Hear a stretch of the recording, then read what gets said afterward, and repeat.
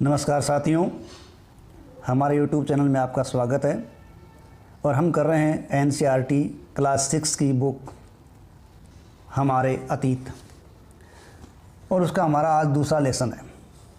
पहले लेसन के अंदर हमने पढ़ा था, वो हमारा बिंदु था किस प्रकार हमें जानकारी मिलती है प्राचीन अतीत के बारे में, ठीक है। और उस लेसन का नाम था क्या, कब, कहाँ और कैसे। इसी कड़ी में आज हमारा दूसरा लेसन है आखेट, खाद्य संग्रह से भोजन उत्पादन तक। यानी किस प्रकार प्रारंभिक जीवन जो मानव का था वो आखेटक या यूँ कहें शिकारी का था, और शिकारी से वो किस प्रकार खाद्य संग्राहक बना और बाद में उसने भोजन का उत्पादन करना सीख लिया, ठीक है। तो यहाँ बात ही होती है कि आरंभिक मानव है वे इधर उधर क्यों घुमा करते थे। देखिए, ये माना गया कि भारतीय उपमहाद्वीप के अंदर लगभग 20 लाख साल पहले मनुष्य रहा करते थे। हालांकि ये जो समय है वो हमें अलग अलग किताबों के अंदर अलग अलग मिल सकता है, लेकिन ज़्यादातर जगह हमें मिलता है कि 20 लाख साल पहले इस उपमहाद्वीप में जो मनुष्य रहा करता था वो आखेटक खाद्य संग्राहक था। देखिए, आखेटक और खाद्य संग्राहक का मतलब है कि वो आखेट किया करता था और भोजन संग्रह किया करता था। इसी कड़ी के अंदर उसको एक स्थान से दूसरे स्थान तक जाना पड़ता था। क्यों? एक स्थान का भोजन ख़त्म हो गया तो वो दूसरे स्थान पर उस भोजन की तलाश में जाया करता था। उसका भोजन उस समय जंगली जानवर थे, मछलियाँ, चिड़िया, अन्य जानवर थे, फल फूल, कंदमूल, अंडे, ये सब उसका भोजन था, ठीक है। और ये इन्हीं भोजन की तलाश में एक स्थान से दूसरे स्थान पर जाया करते थे। लेकिन हम ये कहें कि उनका केवल भोजन ही एक कारण था, ऐसा नहीं है, ठीक है। हालांकि ये तय है कि उस समय मनुष्य का जीवन था वो घुमक्कड़ था और वो एक स्थान पर ज़्यादा दिनों तक नहीं रह सकते थे, ठीक है। क्योंकि वो एक स्थान पर ज़्यादा दिनों तक रहते तो वहाँ के जानवरों, फलों फूलों को खाकर वो समाप्त कर दिया करते थे। इसी कारण जानवर हैं, जो बड़े जानवर थे वो अपने शिकार के लिए कुछ छोटे जानवरों पर निर्भर रहा करते थे। तो यदि छोटे जानवर कम हो गए तो बड़े जानवर उस क्षेत्र को छोड़कर चले जाया करते थे, तो उनके पीछे पीछे मनुष्यों को भी जाना पड़ता होगा। तो इस प्रकार मनुष्य जो आरंभिक था वो एक स्थान से दूसरे स्थान तक जाता था। उसके कुछ कारणों के बारे में अपन चर्चा कर सकते हैं, ठीक है। देखिए, उन कारणों के अंदर देखें तो क्या क्या कारण हमारे सामने आते हैं। देखिए, पहला कारण जो आता है वो आता है भोजन, ठीक है। यानी मनुष्य एक स्थान से दूसरे स्थान तक जा रहा है तो वो किस लिए जा रहा है? भोजन के लिए जा रहा है, ठीक है। यानी अगर एक ही स्थान पर ज़्यादा दिनों तक मनुष्य रहा है तो फल फूल जानवरों को खाकर उसने समाप्त कर दिया। अब इस भोजन की तलाश में उसे दूसरी जगह जाना पड़ेगा। दूसरा कारण यदि हम देखें तो वो देखें जानवर, ठीक है। यानी जानवर है वो अपने शिकार के लिए दूसरे शिकार जगह पर गए या चारा ढूंढने के लिए दूसरी जगह गए तो उनके पीछे पीछे मनुष्य भी चल पड़ा। इसी प्रकार तीसरा कारण यदि हम जानें तो वो है मौसम। देखिए, अलग अलग फसल है वो अलग अलग मौसम के अनुसार होती थी, इसलिए उपयुक्त मौसम के अनुसार जहाँ फसल है, जहाँ खाने के लिए कंद मूल फल फूल मिल जाए, उस मौसम के अनुसार ये उस जगह चले जाया करते थे। इसी प्रकार चौथा कारण हम देखें तो वो है पानी, ठीक है। भी हमें ये पता है कि मनुष्य ने अपना निवास स्थान वहाँ बनाया जहाँ उसे पानी की उपलब्धता थी। तो नदी घाटी किनारों पर उन्होंने अपना आवास बनाया था। क्यों? कि नदियों के द्वारा लाई गई जो मिट्टी थी वो उपजाऊ थी तो वो खेती आसानी से कर लिया करते थे और उस सिंचाई के लिए, नित्य क्रम के लिए उनको पानी आसानी से मिल जाया करता था। लेकिन अनेक स्थान ऐसे थे या अनेक नदियाँ झीलें ऐसी थी जहाँ का पानी है वो केवल बरसात के समय ही काम आता था। बरसात के मौसम के पश्चात ये पानी सूख जाया करता था। तो ऐसी नदी और झीलें जब सूख जाया करती थी तो वो ऐसे स्थान पर लोग चले जाया करते थे जहाँ उनको पानी उपलब्ध हो सकता था। तो इस प्रकार उनको पानी के कारण भी जाना पड़ता था। कई बार ऐसा होता है कि वो अपने रिश्तेदारों या मित्रों के साथ मिलना चाहते थे और उस मिलने के कारण भी वो एक स्थान से दूसरे स्थान तक जाया करते थे। इन सब में बड़ी बात यह है कि उनका ये जाना हमेशा पैदल हुआ करता था, क्योंकि उस समय कोई साधन आवागमन का नहीं था। तो इस प्रकार ये भोजन, जानवर, मौसम, पानी मिलने आदि कारणों से एक स्थान से दूसरे स्थान पर यात्राएं किया करते थे। ठीक है, अब बात आती है कि आरंभिक मानव के बारे में जानकारी कैसे मिलती है। देखिए, आरंभिक मानव के बारे में जानकारी प्राप्त करते हैं, इसके लिए सबसे महत्वपूर्ण जो योगदान होता है वो होता है पुरातत्वविदों का या आर्कियोलॉजिस्टों का।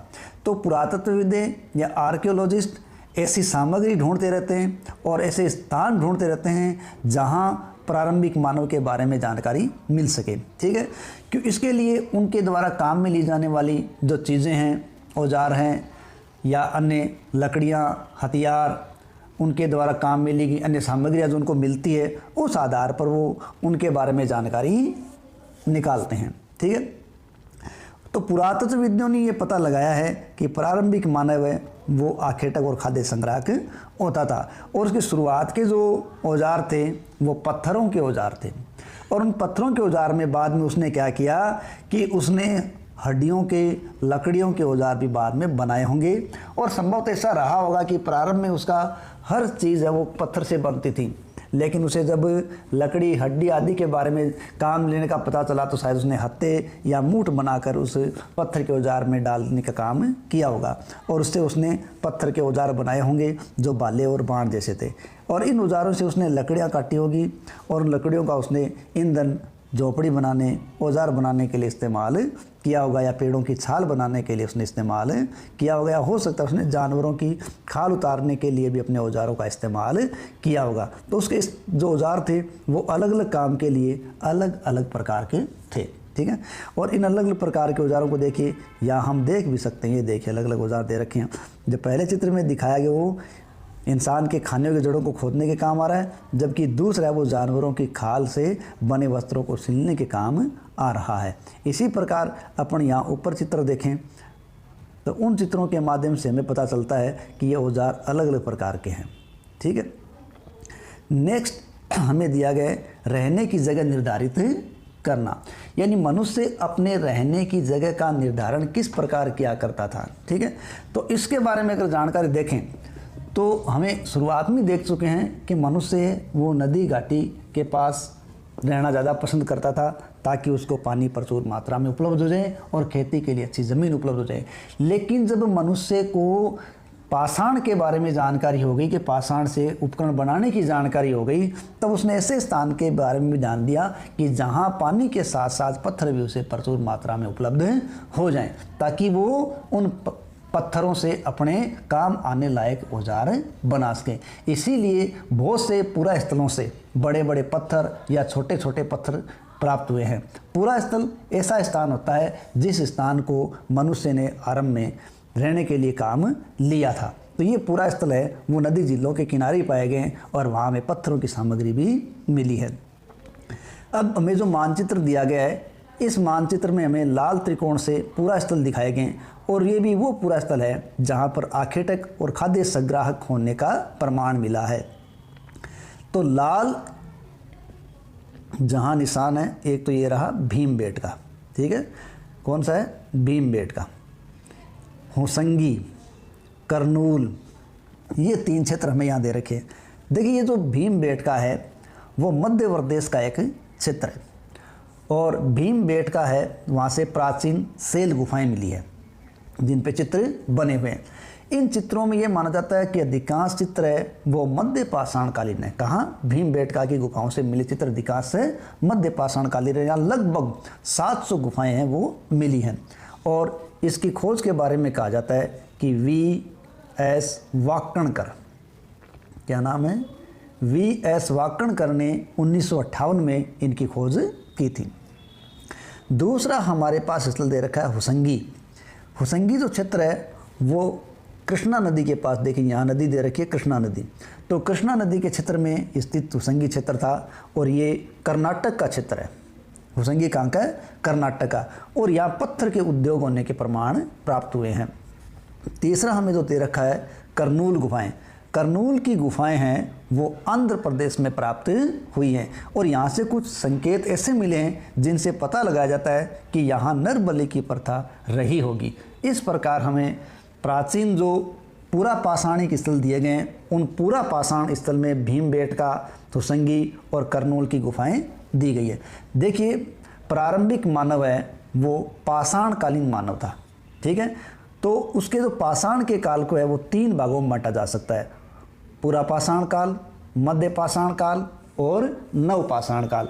तो उसका जो पूरा पाषाण काल है उस समय उसने पत्थर के औजार जो काम लिए थे वो औजार बड़े भद्दे थे, लेकिन मध्य पाषाण काल के अंदर उसके औजार थोड़े छोटे हुए, उनमें थोड़ा सा विकास रूप देखने को मिलता है। लेकिन नव पाषाण काल के अंदर उसके औजारों में काफ़ी कुछ सुधार आ गया था और साथ ही साथ अग्नि के बारे में उसे पूरी विकास या पूरी काम में लेने की स्थिति पता चल चुकी थी, ठीक है। यहाँ देखिए, अब पत्थर के उपकरण बड़े महत्वपूर्ण थे, इसलिए वो ऐसी जगह ढूंढा करते थे जहाँ उनको क्या मिल जाए, पत्थर मिल जाए। तो भीमबेटका ऐसा पुरस्थल है जहाँ गुफाएं थी और गुफाओं में मनुष्य का रहना काफ़ी अच्छा माना गया है। कारण कि उस समय बारिश से, धूप से, हवाओं से, आंधी तूफान से बचने का जो कार्य है वो प्राकृतिक गुफाओं में आसानी से हो सकता था। तो इस प्रकार ये गुफाएं नर्मदा घाटी के पास उनको प्राप्त हुई है। और भीमबेटका से जैसे हम कह रहे हैं कि शैल चित्र मिले हैं, तो शैल चित्र है क्या? देखो, शैल चित्र वास्तव में चट्टानों पर उकेरे गए चित्र हैं। तो ऐसा ही एक चित्र हमें यहाँ दिया गया है, ठीक है। इन चित्रों के अंदर हमें पता चलता है कि क्या मनुष्य शिकार किया करता था या उसके रहन सहन और मनोरंजन के बारे में भी जानकारी मिलती है।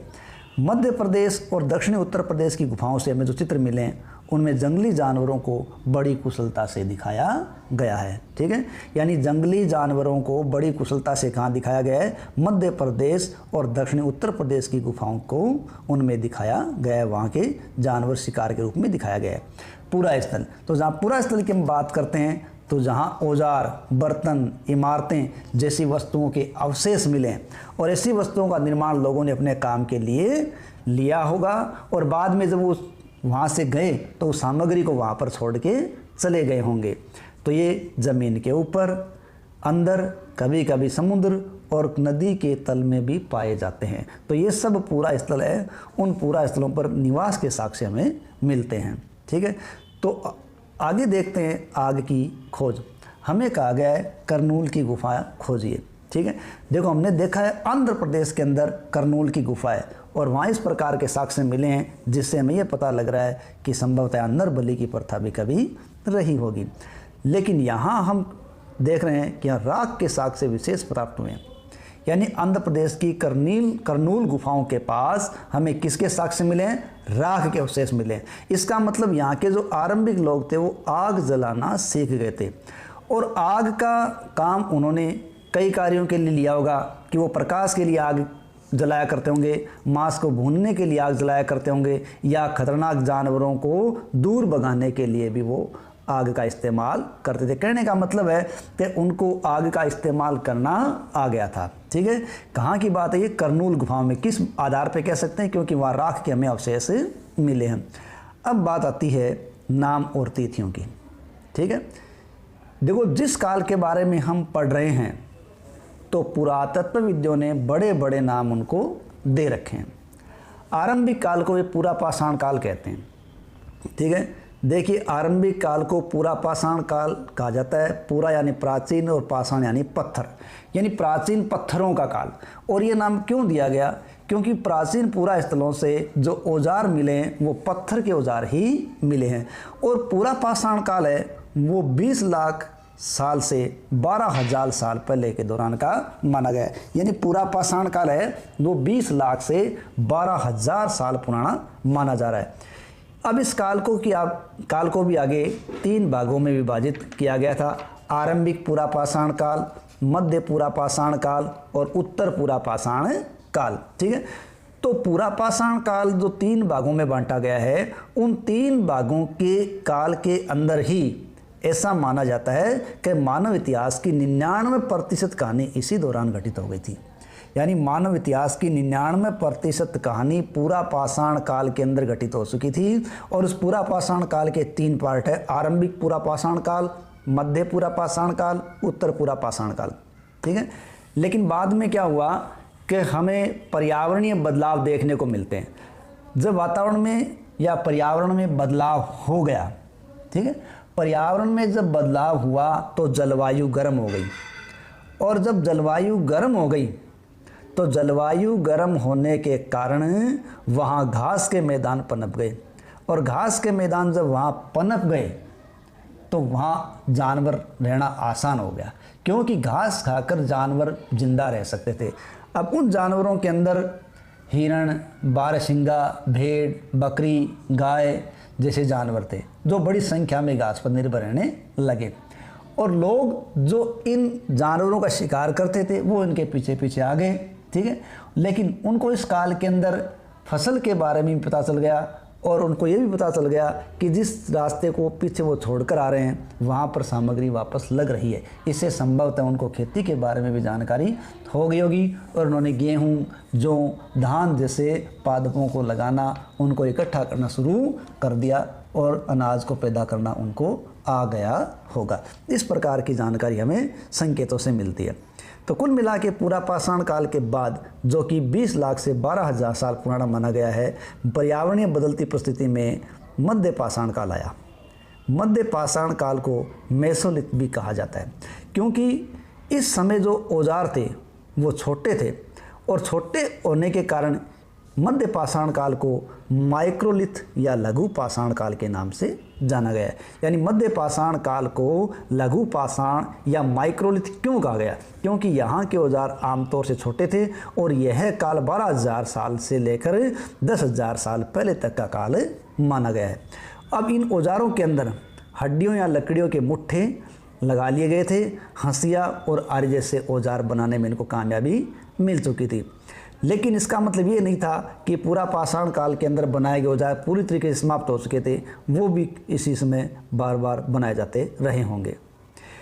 अब 10,000 साल पहले तक ये काल रहा होगा, लेकिन 10,000 साल के बाद नवपाषाण युग आ गया। अब नवपाषाण का मतलब था कि यहाँ जो सामग्री थी वो पहले से ज़्यादा विकसित हो गई थी।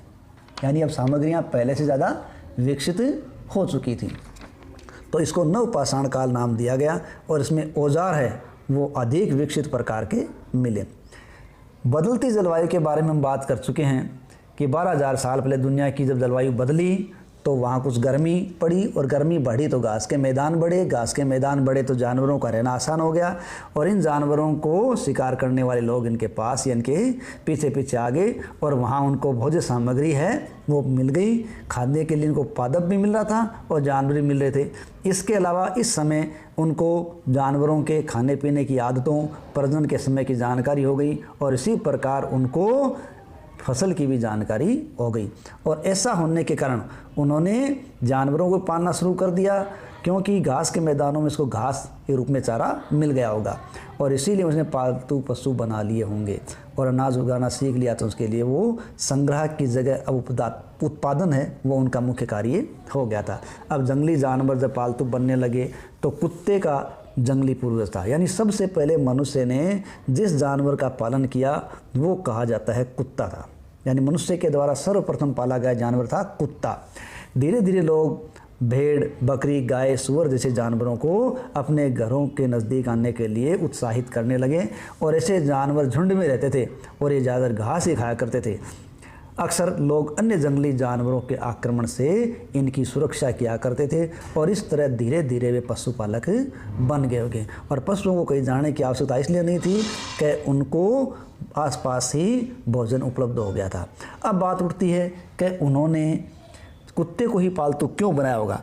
तो इसके लिए संकेत लगाया जाता है कि कुत्ता है संभवतः एक रक्षात्मक उपकरण के रूप में इनके काम आ रहा था। क्योंकि कुत्ता रहता है तो हम जानते हैं कि कुत्ता है वो एक वफादार जानवर है और रक्षा करने में वो बहुत ही सजग है, इसलिए संभवतः उन्होंने कुत्ते को पाला। आज भी हम देखते हैं कि घुमक्कड़ लोग हैं वो आज भी कुत्ते को साथ रखते हैं, क्योंकि कुत्ता जब उनके साथ होता है तो रात को यदि वो सोएं तो कुत्ता उनकी सुरक्षा के रूप में, पहरेदार के रूप में मौजूद रहता है। बसने की प्रक्रिया। देखिए, जहाँ तक बसने की प्रक्रिया का बात है तो लोगों ने पौधे उगाए, जानवरों की देखभाल की और इसी को उन्होंने बसने की प्रक्रिया का नाम दिया। अपनाए गए ये पौधे तथा जानवर अक्सर जंगली पौधों और जानवरों से भिन्न होते थे। इसकी वजह यह थी कि बसने की प्रक्रिया की दिशा में अपनाए गए पौधों या जानवरों का लोग चयन करते थे। भाई ये भी एक बड़ी बात थी कि प्रारंभ में उनको ये जानना बड़ा आश्चर्यजनक रहा होगा कि कौन से पौधे उनके काम लायक है और कौन से नहीं। क्यों कि कुछ पादप है वो जहरीले भी थे, तो उन्होंने इसका चयन करना सीख लिया होगा।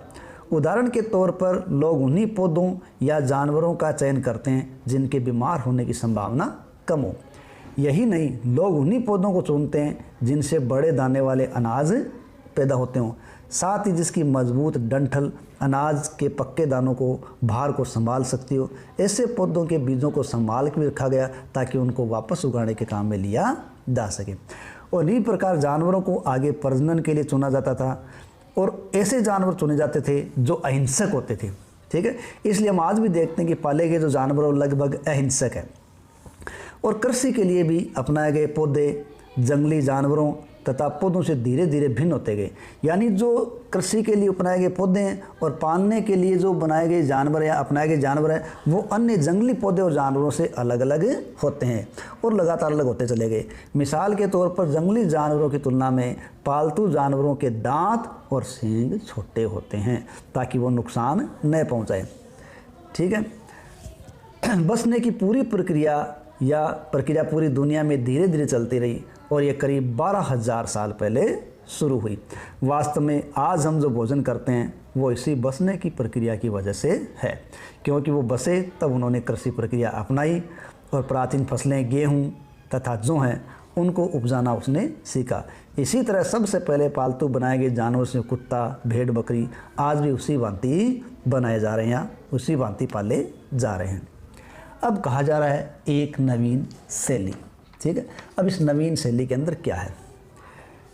ये कह रहा है कि तुम किसी पौधे के बीज को बोकर देखो, तुम पाओगे कि इसे विकसित होने में कुछ वक्त। ये हम जानते हैं कि हम कोई बीज है वो डालते हैं ज़मीन में तो कुछ दिन, कुछ महीने या फिर कुछ साल तक लग सकता है। इसलिए जब पौधे लगाने या उगाने लगे तो उनकी देखभाल के लिए उनको एक ही स्थान पर लंबे समय तक रहना पड़ा। तो बीज बोने से लेकर पकने, सिंचाई करने, खरपतवार हटाने, जानवरों से उसकी रक्षा करने जैसे बहुत से काम शामिल थे। इन सब के लिए उसको ध्यान देना पड़ता था। उसके बाद कटाई और अनाज का बहुत सार संभाल करके उसे भंडार करना पड़ता था। अब ये जो अनाज था उसको भोजन के रूप में और उसके बीज को दोबारा बोने के रूप में रखना आवश्यक था, तो उसने ढंग से भंडारित करना भी उसके बारे में सीखा होगा। ठीक है, तो उसने उनको भंडारित करने के लिए कहा जाता है कि बड़े बड़े बर्तन बनाए होंगे, टोकरियाँ बनाई होंगी या फिर ज़मीन में गड्ढा खोदा होगा। अब जो कुछ बर्तन में रखे होंगे, मिट्टी के पात्र में, टोकरी में रखे होंगे, वो कुछ लंबे समय तक रह सकते हैं और जो ज़मीन में गड्ढा खोद के बूरे गए होंगे संभवतः उनमें काफ़ी जल्दी नष्ट हो भी सकते हैं। जानवर चलते फिरते खाद्य भंडार। देखो, जानवर बच्चे देते हैं और उनकी संख्या बढ़ती जाती है। अगर जानवरों की देखभाल की जाए तो उनकी संख्या बढ़ती ही जाती है, साथ ही उनमें दूध भी प्राप्त हो सकता है जो भोजन का एक अच्छा स्रोत है। यही नहीं, जानवरों से हमें क्या मिलता है? जानवरों से हमें मांस भी मिलता है। दूसरे शब्दों में पशुपालन भोजन के भंडारण का एक तरीका है। भोजन के भंडारण का एक तरीका है। तो कहने का तात्पर्य है पशु इतनी अधिक मात्रा में हमारे लिए लाभदायक थे, इसलिए पशु चलते फिरते भंडारण का काम कर रहे थे। नेक्स्ट है आरंभिक कृषकों और पशुपालकों के बारे में पता करें। मानचित्र 2 प्रश्न संख्या 13 देखो, यहाँ तुम्हें कई नीले वर्ग दिखाई दे रहे हैं। तो अब हम चलते हैं मानचित्र की ओर जहाँ नीले वर्गों में अपने को क्या दिखाया गया है ये देखते हैं। ठीक है, नीले वर्गों से अभी हमने पहले देखा था त्रिभुजाकार आकृति के अंदर लाल निशान देखे थे, अब नीले वर्ग अपने को दिखाए जा रहे हैं। तो नीले वर्ग है वो अलग अलग क्षेत्र में अपने को दिखाए गए। इन नीले वर्गों से हमें वहाँ जो चीज़ें मिली उनकी पहचान करेंगे। ठीक है, तो यहाँ सबसे पहले देखिए ये नीले वर्ग में दिखा रखा मेहरगढ़। ठीक है, देखिए मेहरगढ़ ये बलूचिस्तान का क्षेत्र है और यहाँ से हमें गेहूँ और जौ के साक्ष्य मिले हैं। यहाँ है बुर्ज़होम। बुर्ज़होम ये जम्मू कश्मीर का एक क्षेत्र है और कहते हैं कि बुर्ज पौधे के कारण इसका नाम बुर्ज़होम है। और यहाँ से गर्तावास के साक्ष्य मिले हैं और मालिक के साथ कुत्ते को दफनाने के साक्ष्य यहाँ से प्राप्त हुए हैं। यह है चिरांद, बिहार का क्षेत्र, जहाँ से गेहूँ, जौ, हरा चना आदि के साक्ष्य मिले हैं। इसी प्रकार दाऊजली हेडिंग, ये भी एक नवीन क्षेत्र है जिसके में कई खेती के साक्ष्य प्राप्त होते हैं। कोल्डी हवा, महागढ़ा, ये उत्तर प्रदेश के क्षेत्र है। कोल्डी हवा और महागढ़ा यहाँ से प्राचीन कृषि के क्षेत्र मिले हैं और यहाँ भी हमें काफ़ी चावल के साक्ष्य प्राप्त हुए हैं। इतना ही नहीं, इसके अलावा भी हमें क्षेत्र मिलता है। उन क्षेत्रों के अंदर हम देखें हल्लूर, यानी चारा हल्लूर, ठीक है, ये देखिए हल्लूर, ये क्षेत्र है। उससे भी हमें तमिलनाडु का जो ये कर्नाटक का क्षेत्र है हल्लूर, यहाँ से भी जवार, बाजरा आदि के साक्ष्य में प्राप्त होते हैं। और एक नीचे क्षेत्र अपने को दे रखा पेयमपल्ली, ये तमिलनाडु का क्षेत्र है जहाँ से हमें काला चना, जवार, बाजरा आदि के साक्ष्य मिले। कहने का तात्पर्य यहाँ हमें अनेक क्षेत्र ऐसे मिले हैं जहाँ से हमें खेती के साक्ष्य मिले हैं। तो इनमें हल्लूर, पेयमपल्ली, दाऊजली, चिरांद, कोल्डी हवा, महागढ़ा, बुर्ज़होम, मेहरगढ़। बुर्ज़होम जो जम्मू कश्मीर का, उसी के पास एक क्षेत्र है गुफकराल, ठीक है, वहाँ भी खेती के साक्ष्य मिले हैं। कुछ स्थानों के बारे में हम आगे इसमें अध्ययन करते हैं कि वहाँ क्या खास बात रही होगी। इन लोगों ने खेती के साथ साथ किस प्रकार की परिस्थिति वहाँ सही होगी, ठीक है। तो यहाँ देखिए आरंभिक किसानों, पशुपालकों के बारे में हमने नीले वर्ग देखें। यहाँ ऐसे क्षेत्र हैं या ऐसे संकेत दिए गए कि पुरातत्वविदों को यहाँ से किसानों और पशुपालकों के होने के साक्ष्य मिले हैं। ये पूरे उपमहाद्वीप में पाए गए। इनमें सबसे महत्वपूर्ण पश्चिमोत्तर क्षेत्र में, आधुनिक कश्मीर में और पूर्वी तथा दक्षिणी भारत में पाए गए। तो आधुनिक कश्मीर में हमने विशेष बात की बुर्ज़होम और गुफकराल की। इसके अलावा वास्तव में जो स्थान दिए गए हैं वो निर्दिष्ट स्थान कृषकों और पशुपालकों की बस्तियां थी या नहीं, यानी ये पशुपालकों की बस्तियां थी या नहीं, इसे जांचने के लिए वैज्ञानिकों ने खुदाई में मिले नमूनों का अध्ययन किया। जो सामग्री उनको खुदाई में मिली उनका अध्ययन किया तो वहाँ से कई तो जले हुए अनाज के दाने मिले। तो इससे पता चलता है कि या तो वो गलती से जले होंगे या लोगों ने जानबूझकर उनको जलाया हुआ, लेकिन वैज्ञानिक अनाज के दानों की पहचान कर सकते हैं। तो इससे पता चलता है कि भारतीय उपमहाद्वीप के विभिन्न भागों में बहुत सारी फसलें उगाई जाती रही होंगी। वैज्ञानिक विभिन्न जानवरों की हड्डियों की पहचान भी कर सकते हैं। स्थायी जीवन की ओर, अब मानव ने स्थायी जीवन की ओर किस प्रकार प्रस्थान किया, यानी पुरातत्वविदों को कुछ पुरास्थलों पर झोपड़ियों और घरों के निशान मिले। तो झोपड़ी और घर, जब घरों के निशान मिले इसका मतलब लोगों ने वहाँ निवास किया है। और इसी निवास स्थान के अंदर दे रखा है बुर्ज़होम, जम्मू कश्मीर। लोग गड्ढे के नीचे घर बना के रहते थे। ये ज़मीन है, उसमें गड्ढा है और ये गड्ढे के अंदर सीढ़ी बना के रह रहे हैं। तो इस प्रकार गर्तावास कहा जा रहा है इनको, ठीक है। यानी कश्मीर के अंदर बुर्ज़होम के अंदर गर्तावास के साक्ष्य मिले जिनमें नीचे उतरने के लिए सीढ़ियाँ भी बनी हुई है। शायद ये ठंड के मौसम से सुरक्षा के लिए इस प्रकार का कार्य किया होगा। और पुरातत्वविदों को झोंपड़ियों के अंदर और बाहर दोनों स्थानों पर आग जलाने की जगह मिली है, यानी कई चूल्हे हैं। तो इसके अनुसार इससे संकेत लगता है कि मौसम के अनुसार घर के अंदर या बाहर वो लोग खाना बना लिया करते होंगे, यानी बाहर के चूल्हे इसी बात का संकेत देते हैं। तो ये गर्तावास कहाँ की देन है? बुर्ज़होम की देन है, ठीक है। बहुत सारी जगहों से पत्थर के औजार मिले। इनमें कई ऐसे औजार हैं जो पूरा पाषाण युगीन उपकरणों से अलग है, इसलिए इनको नवपाषाण युग का माना गया है। यानी पूरा पाषाण के काल के जो उपकरण थे वो काफ़ी भद्दे थे, काफ़ी बड़े थे, ठीक है, बेडोल थे। लेकिन अब उनमें काफ़ी सुधार आ गया था, वो नुकीले थे, पतले थे, देखने में अच्छे लग रहे थे। तो ये नवपाषाणकालीन औजार थे, इनमें धार है वो अधिक पैनी थी और उन पर पॉलिश भी की गई थी।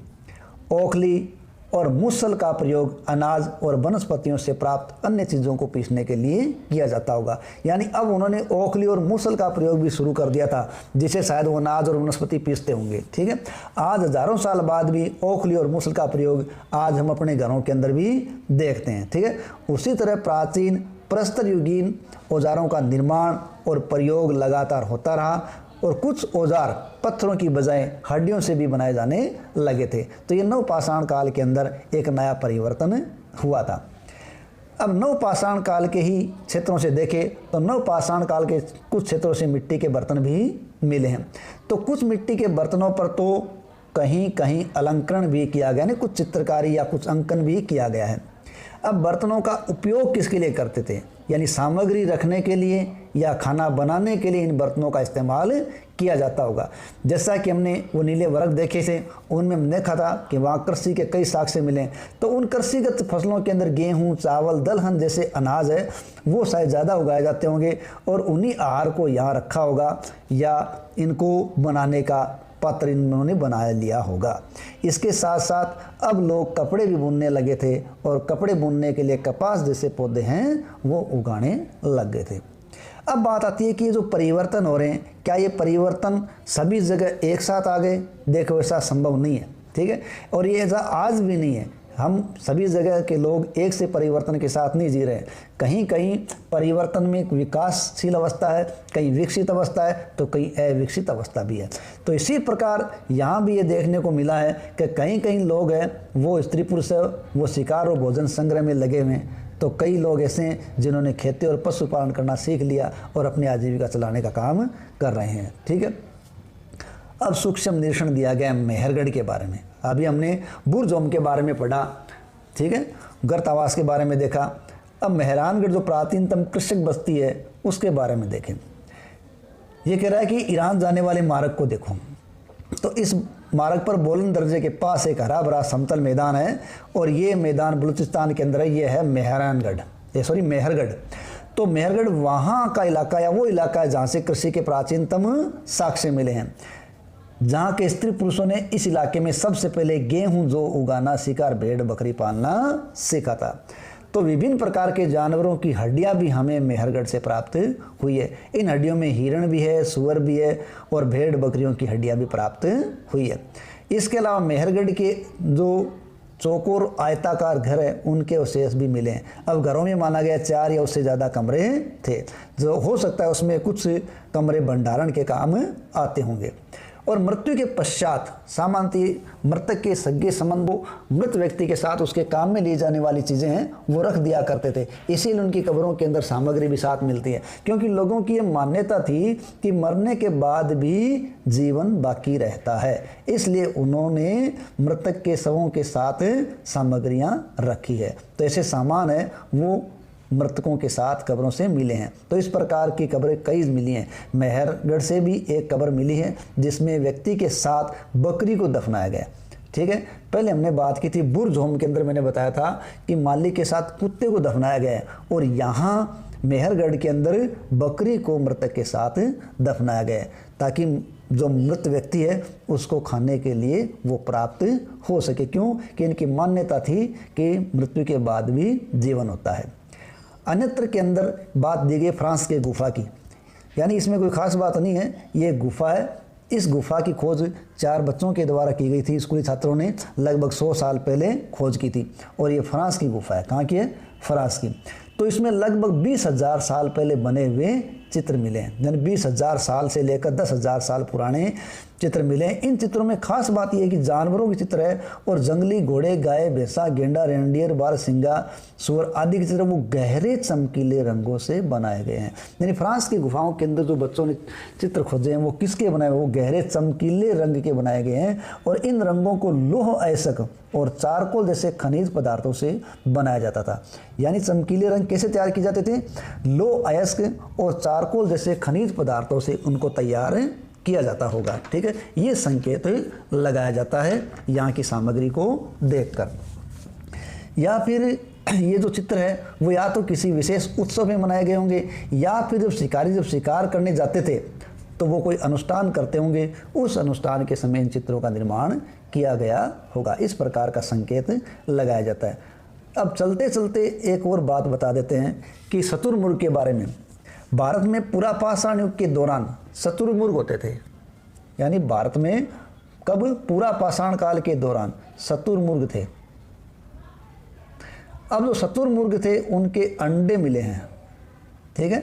महाराष्ट्र के पटने शहर, महाराष्ट्र का एक शहर है क्षेत्र पटने, उस पटने क्षेत्र से शुतुरमुर्ग के अंडों के आवरण मिले हैं। तो शुतुरमुर्ग के उन अंडों के छिलकों पर कुछ चित्रांकन किया गया है और इन अंडों से कहते हैं कि मनके भी बनाए जाते थे। मनके यानी मोती। इस प्रकार शुतुरमुर्ग के अंडों के या छिलकों के साक्ष्य से हमें पटने महाराष्ट्र से मिले हैं, जो पुरापाषाणकालीन माने गए हैं, ठीक है। एक नवपाषाणकालीन पुरास्थल। अब हमें कार्य दिया गया है कि एक नवपाषाणकालीन स्थल ढूंढिए। तो यहाँ हमें ये कहा जा रहा है कि तुर्की ढूंढा जाए। किस स्थल के बारे में कहा जा रहा है? तुर्की के बारे में, ठीक है। नवपाषाण युग के सबसे प्रसिद्ध पुरास्थलों में एक स्थल है चतालहूक, जो तुर्की में। कौन सा है? चतालहूक, जो तुर्की में। और यहाँ दूर दराज स्थानों से लाई गई चीज़ें हैं, यानी दूर दराज स्थानों से कई चीज़ें लाई गई थी और उनका उपयोग यहाँ किया जाता था। जैसे सीरिया से लाया गया चकमक पत्थर। ध्यान रखिए, राजस्थान की सभ्यता है आहड़, वहाँ की दीवारों में चकमक पत्थर का चूना काम में लिया गया, इसलिए वो चमक अलग दिखाई देती है। तो सीरिया से लाया गया चकमक का पत्थर, लाल सागर की कोड़ियाँ और भूमध्य सागर की सीपियाँ, ठीक है। ध्यान रहे कि उस समय तक पहिए वाले वाहनों का विकास नहीं हुआ था, तो लोग सामान खुद पैदल चलकर जाते थे, लाते थे, या जानवरों की पीठ पर लाद कर लाते थे। इस प्रकार इनके बारे में हम पहले भी बात कर चुके हैं, ठीक है। तो ये कुछ सामान थे जो आया करते थे। तो सीरिया से क्या आया गया था? चकमक का पत्थर आता था, और लाल सागर से कोड़ियाँ आती थी, और भूमध्य सागर से सीपियों के आने के बारे में जानकारी मिली है। इस प्रकार हमने हमारे अतीत के दूसरे लेसन के अंदर ये जाना कि किस प्रकार आरंभिक मानव है वो खोज में आगे बढ़ता रहा और कैसे कैसे स्थलों पर उसका निवास हुआ, किस प्रकार वो आखेटक से संग्राहक और भोज्य उत्पादक बना। धन्यवाद।